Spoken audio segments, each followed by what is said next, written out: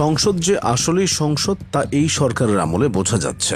বিরোধীদের চাপ আর সমালোচনা, সরকার দলীয়দের পর্যালোচনা সব মিলিয়ে টানটান উত্তেজনা এখন সংসদে। অথচ অনেকের অজানা এই সংসদ তৈরি হয়েছিল পাকিস্তানের জন্য, অর্থাৎ পূর্ব পাকিস্তানের জন্য তৈরি করা হয়েছিল আমাদের জাতীয় সংসদ। কিন্তু এই সংসদের রন্ধ্রে রন্ধ্রে লুকিয়ে আছে নানা ইতিহাস ও সম্মান। যেমন স্থপতি লুই কান সংসদ ভবনকে তৈরি করেছেন গোলক ধাঁধার মতো। 9তলা ভবনে মাত্র 3টি তলায় সরাসরি যোগাযোগের ব্যবস্থা রাখা হয়েছে। ফলে ভবনের এক পাশ থেকে অন্য পাশে যেতে হলে আগে কানেক্টিং ফ্লোরে যেতে হবে, এরপর যাওয়ার রাস্তা বের হবে। শুধু তাই নয়, সংসদ ভবনের বিশালতার সামনে আসা যাওয়ার পথকে মনে হয় শহরের বিশাল কোনো এভিনিউ। স্থাপত্যশৈলী ও নান্দনিকতার দিক দিয়ে যে কয়টি স্থাপনা বিশ্বমঞ্চে বাংলাদেশকে জায়গা করে দিয়েছে, জাতীয় সংসদ ভবন তার একটি। তবে এই সংসদ ঘিরে কিন্তু পুরো একটি শহর বানানোর প্রকল্প দেওয়া হয়েছিল পাকিস্তানি আমলে। অর্থাৎ সংসদ ভবনের স্থপতি লুই কানকে পুরো একটি শহর বানানোর দায়িত্ব দিয়েছিল তৎকালীন পাকিস্তান সরকার। ইতিহাসের শুরুটা হয় পাকিস্তানের রাজধানী করাচি থেকে ইসলামাবাদে স্থানান্তর করা হলে। ওই সময় পরিকল্পনা হয় পূর্ব পাকিস্তানে দ্বিতীয় রাজধানী গড়ে তোলা হবে।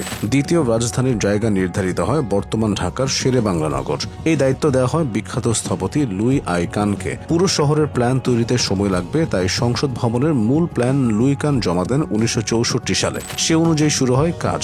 সংসদে মোট 9টি ভিন্ন ভিন্ন ব্লক রয়েছে, যার অষ্টভুজাকৃতির ব্লকটি পুরো ভবনের মধ্যমণি। মূল হলরুমকে কেন্দ্র করে এর 8 পাশে তৈরি করা হয়েছে 8টি আলাদা ব্লক। উত্তর, দক্ষিণ, পূর্ব, পশ্চিমে রয়েছে একই রকম 4টি অফিস। উত্তর দিকে সিঁড়িঘর, পশ্চিম দিকে মন্ত্রী ও আমলাদের চেম্বার, দক্ষিণ দিকে রয়েছে নামাজের ঘর, যা মূল ভবন থেকে সামান্য পশ্চিম মুখে। বিশাল নামাজ ঘরের 4 কোণায় 4টি ফাঁপা কলাম, ওপরে আলো আর বাতাস আসার ব্যবস্থা।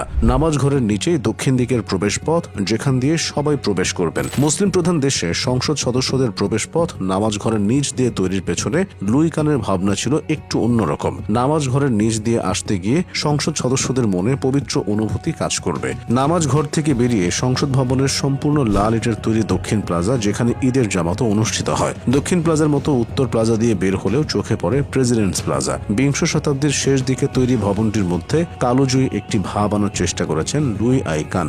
বাদশাহ কারাকালা দ্বারা অনুপ্রাণিত হয়ে শেরেবাংলা নগরের নকশা করেছিলেন লুই আই কান, আর রোমান প্যান্থিয়ন থেকে পেয়েছিলেন সংসদের উপর থেকে আলো আসার অনুপ্রেরণা। পুরো ভবনের দেয়াল জুড়ে রয়েছে জ্যামিতিক নকশা। বাইরের দেয়াল কেটে খোলা ত্রিভুজ ও বৃত্তাকার নকশা করা হয়েছে। উত্তর দিকে সামনের দেয়াল চিলতে করে ওপর নিচে কাটা, ফলে দূর থেকে প্রবেশ পথ সহজেই বোঝা সম্ভব। পূর্ব দিকের ফাঁপা কলামে তৈরি করা হয়েছে লাউঞ্জ ও খাওয়া দাওয়ার স্থান। এছাড়াও রয়েছে ছোট ছোট আকারে কিছু কর্মকর্তার অফিস।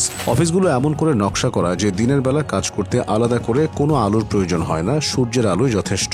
সংসদ ভবনের প্রধান আকর্ষণ এর মূল হলরুম। লুই আই কান পুরো সংসদ ভবনকে ঢেকে দিয়েছেন স্ক্রিন ওয়াল দিয়ে। বাইরের দেয়ালে নকশা করেছেন জ্যামিতিক আকারের কেটে। এতে বাইরের রোদ, বৃষ্টি, ঝড় যেমন সরাসরি ভবনে প্রবেশ করতে পারে না, তেমনি সহজেই উপভোগ করা যায় বাইরের বাতাস আর মনোরম দৃশ্য।